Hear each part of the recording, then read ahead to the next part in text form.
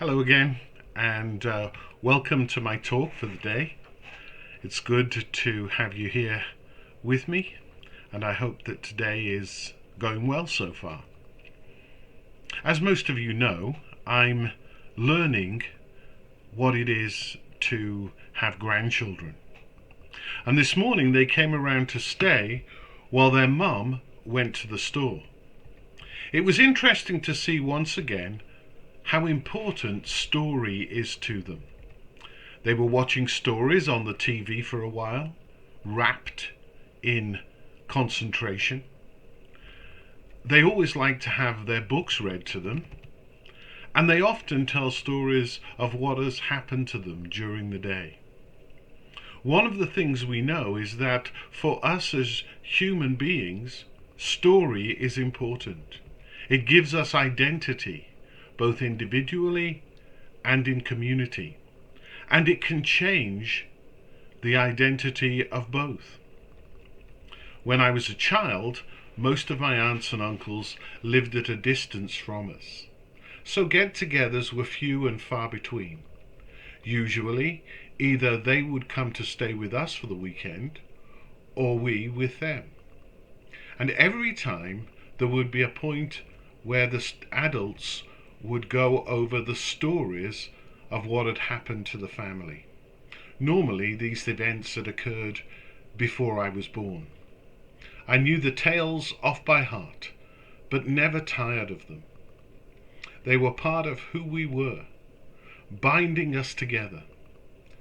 Now, most of those relatives have died, and those shared experiences are not spoken of, but they still exist in my mind.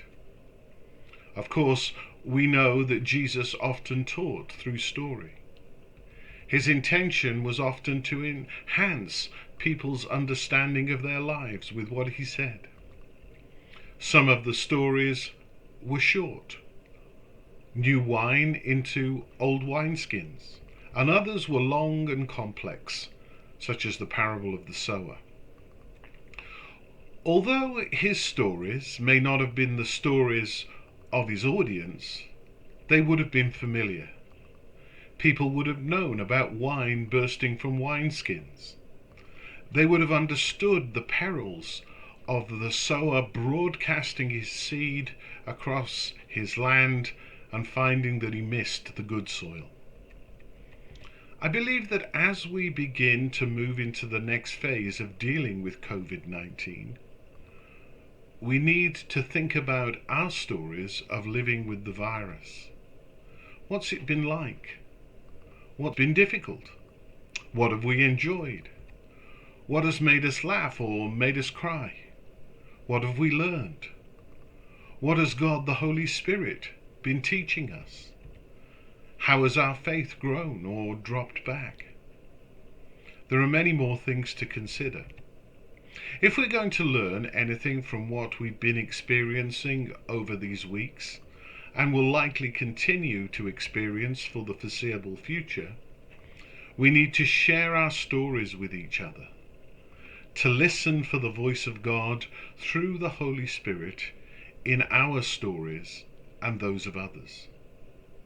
Where is the space to tell the stories? Once again, thank you for being here. I trust that you will have a good Victoria Day weekend, no matter what you're doing. There will be a litany tonight at 6 o'clock, and of course over the weekend, various worship services and talks on the internet, which you can find often on the diocesan website or maybe through your parish website.